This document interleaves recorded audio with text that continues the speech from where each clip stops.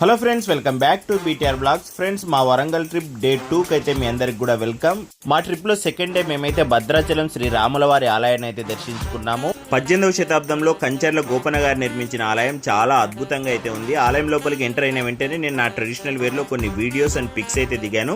ఆలయం లోపల వైపు మొబైల్ అలవ్ లేకపోవడం వల్ల నేనైతే వీడియోస్ తీయలేకపోయాను. కానీ నెక్స్ట్ వచ్చేటువంటి వీడియోస్ లో టెంపుల్స్ ని చాలా అద్భుతంగా చూపించాను. మిస్ అవ్వకుండా ఆ వీడియోస్ అన్నిటినీ చూడండి.